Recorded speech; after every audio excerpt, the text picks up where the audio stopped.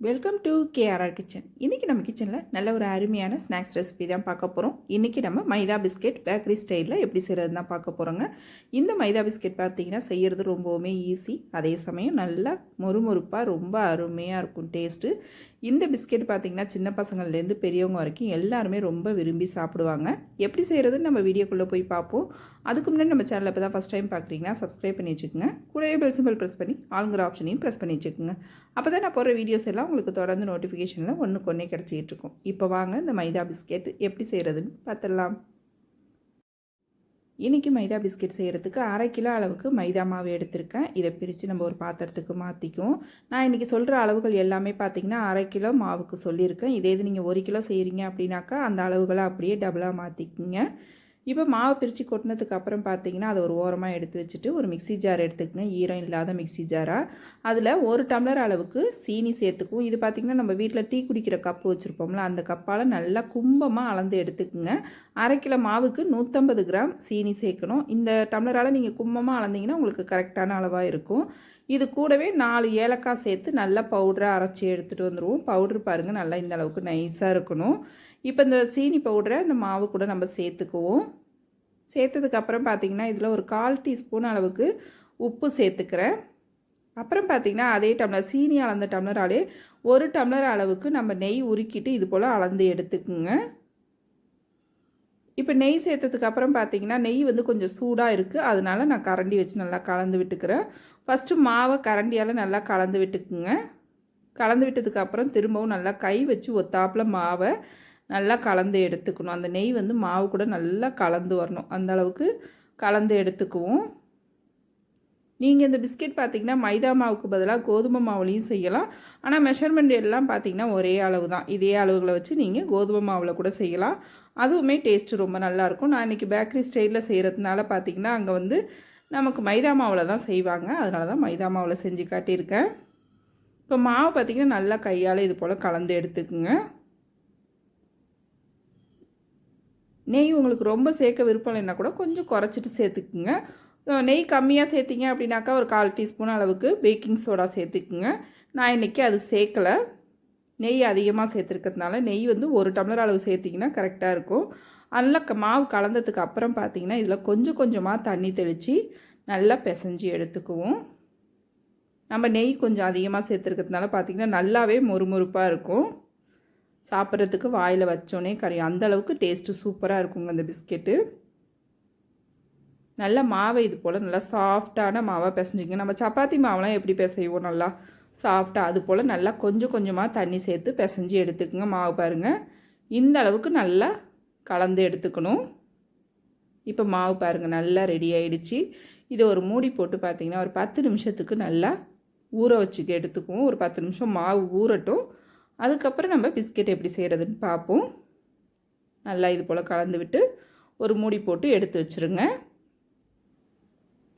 இப்போ மாவு பார்த்திங்கன்னா நல்லா ஒரு 10 நிமிஷமாக ஊற வச்சு எடுத்துக்கிட்டேன். நல்லாவே ஊறி வந்திருக்கு. ஊறினதுக்கப்புறம் பார்த்திங்கன்னா மாவை இன்னொரு தடவை நல்லா கலந்து விட்டுக்குங்க. மாவு பாருங்கள் நல்லா எந்த அளவுக்கு சாஃப்டாக இருக்குன்னு. இப்படி இருக்கும் போது தான் பார்த்திங்கன்னா நமக்கு பிஸ்கெட் வந்து பார்த்திங்கன்னா நல்லா மொறுமொறுப்பாக வாயில் வச்சோடனே கரையிற மாதிரி கிடைக்கும். இந்த அளவுக்கு நல்லா சாஃப்டாக பிசைஞ்சு எடுத்துக்குங்க. ரொம்ப இறுக்கமாக பிசைஞ்சிட்டிங்கன்னா நமக்கு கொஞ்சம் அழுத்தமாக இருக்கிற மாதிரி இருக்கும். இந்த அளவுக்கு பிசைஞ்சிங்கன்னா இது கரெக்டான பக்குவம். இப்போ மாவு பார்த்திங்கன்னா நல்லா 2 பாதியாக இது போல் பிரித்து எடுத்துக்கிறேன். நல்லா இது போல் உருட்டி எடுத்துக்குங்க. இப்போ பிஸ்கெட் செய்கிறது பார்த்திங்கன்னா நான் அன்றைக்கி கவுண்டர் டாப்பில் தான் செய்ய போகிறேன். அதுக்காக கவுண்டர் டாப்பை நல்லா க்ளீன் பண்ணி வச்சுருக்கேன். மேலாப்பில் கொஞ்சமாக மைதா மாவு தூவி விட்டுக்கிறேன். அப்போ தான் நமக்கு ஒட்டாமல் நல்லா தேய்க்கிறதுக்கு வரும். நீங்கள் வந்து சப்பாத்தி கட்டையில் கூட ரெடி பண்ணி எடுத்துக்கலாம்.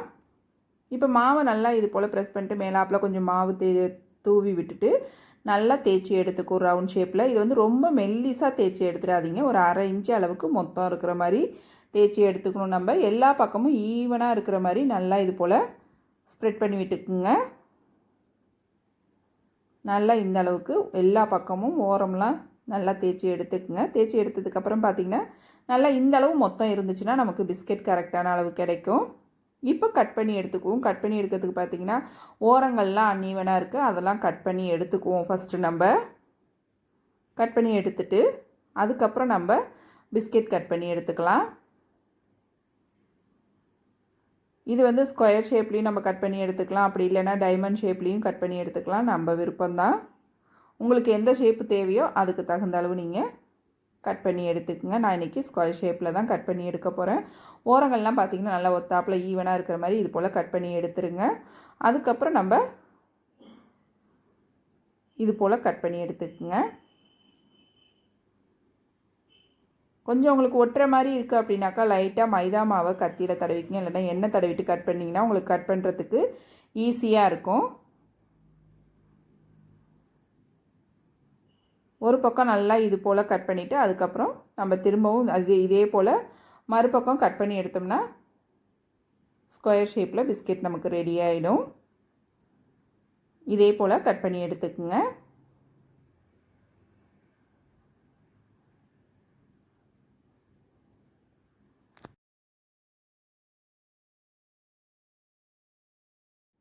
இப்போ பாருங்கள், பிஸ்கெட் எல்லாமே நல்லா கட் பண்ணி எடுத்துட்டேன். இந்த மொத்தத்துக்கு இருந்துச்சுன்னா நல்லாயிருக்கும் நமக்கு. இன்னுமே இது வேகும் போது பார்த்திங்கன்னா நல்லா உப்பி வரும். இது கரெக்டான அளவாக இருக்கும். ஒரு 1/2 இன்ச்சு அளவுக்கு மொத்தம் இருக்கிற மாதிரி பார்த்துக்குங்க. இப்போ எல்லா பிஸ்கெட்டையும் பார்த்திங்கன்னா ரெடி பண்ணி எடுத்து வச்சுருக்கேன். இப்போ நம்ம அடுப்பில் பொரித்து எடுத்துக்குவோம். இப்போ பிஸ்கெட் பொரிக்கிறதுக்கு அடுப்பில் எண்ணெய் காய வச்சுருக்கேன். எண்ணெய் பார்த்திங்கன்னா நல்லா காஞ்சிருக்கணும். நல்லா காஞ்சதுக்கு அப்புறம் தான் நம்ம இதில் சேர்த்துக்கணும். எண்ணெய் காஞ்சதுக்கு அப்புறம் அடுப்பு தீயை ஃபுல்லாக குறைச்சிடுங்க. குறைச்சிட்டு அதுக்கப்புறம் பிஸ்கெட் இதில் சேர்த்துக்குங்க. சேர்க்கும் போது பார்த்திங்கன்னா நம்ம வீட்டில் தோசை கரண்டி வச்சுருப்போம்ல, அதால் கொஞ்சம் கொஞ்சமாக எடுத்து சேர்த்துக்குங்க. நீங்கள் கையால் ஒன்று ஒன்றா அப்படி சேர்த்திங்க அப்படின்னா கையில் உங்களுக்கு எண்ணெய் தெரிக்கும். இது போல் செய்யும் போது நமக்கு ஈஸியாக இருக்கும். எண்ணெயும் கையில் படாது. பிஸ்கெட்டை சேர்த்துவிட்டு ஒரு 2 செகண்டுக்கு அப்படியே விட்டுருங்க. அதுக்கப்புறம் இது போல் லைட்டாக கலந்து விடுங்க. அடியில் போய் படியாத அளவுக்கு நல்லா கலந்து விட்டுட்டே இருங்க. பிஸ்கெட் பார்த்திங்கன்னா வெந்து நல்லா இது போல் மேலே வரும். அப்படி வரும்போது லைட்டாக இது போல் கலந்து கொடுத்துக்கிட்டே இருங்க. அப்போ தான் எல்லா பக்கமும் ஒத்தாப்பில் வெந்து ஒரே மாதிரி செவந்து வரும்.